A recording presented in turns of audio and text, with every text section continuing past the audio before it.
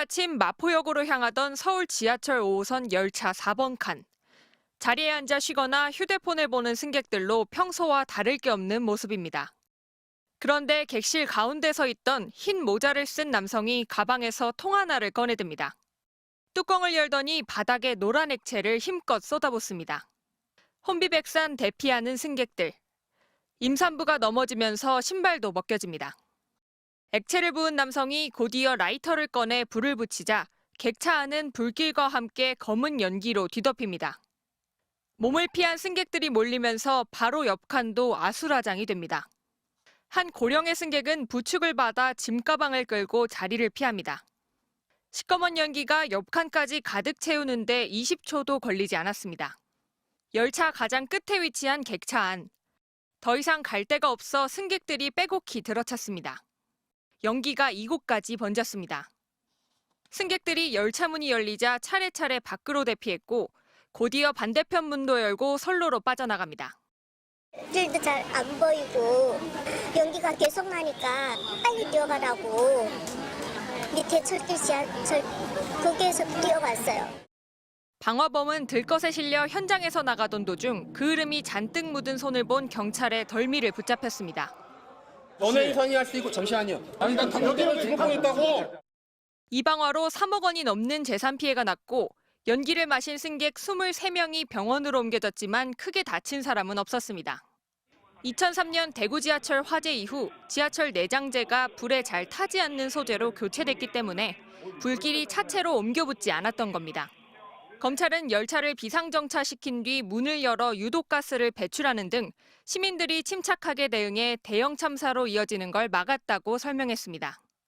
또 사건 발생 직후 기관사가 대피로 안내 등 노력을 다했지만 기관사 혼자 여러 통제를 한꺼번에 해야 하는 1인 기관사의 한계도 확인했다고 밝혔습니다.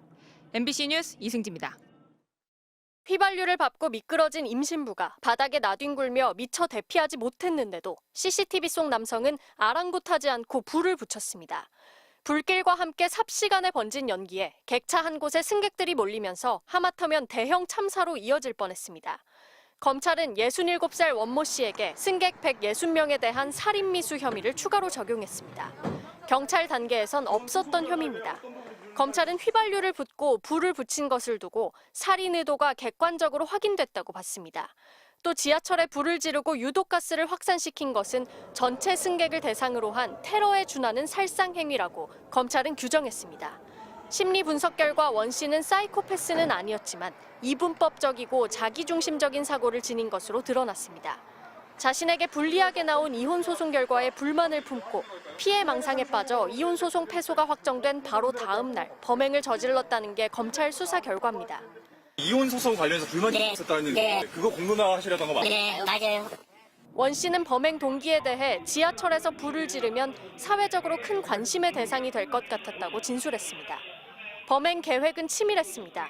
원 씨는 기름이 필요한 오토바이 운전자인 척 행동하며 헬멧을 쓴 채 현금으로 휘발유 3.6리터를 구입했습니다. 전 재산을 처분하는 등 신변 정리까지 마친 뒤였습니다. 원 씨는 범행 전날에도 휘발유를 들고 강남역과 회원역 등을 배회하면서 범행 장소를 물색한 것으로 파악됐습니다.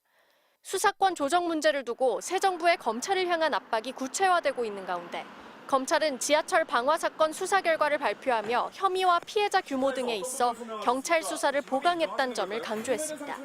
동시에 현직 경찰관 4명이 승객 탈출과 용의자 검거에 있어 헌신했다면서 경찰의 역할을 이례적으로 부각시키기도 했습니다. MBC 뉴스 김지인입니다.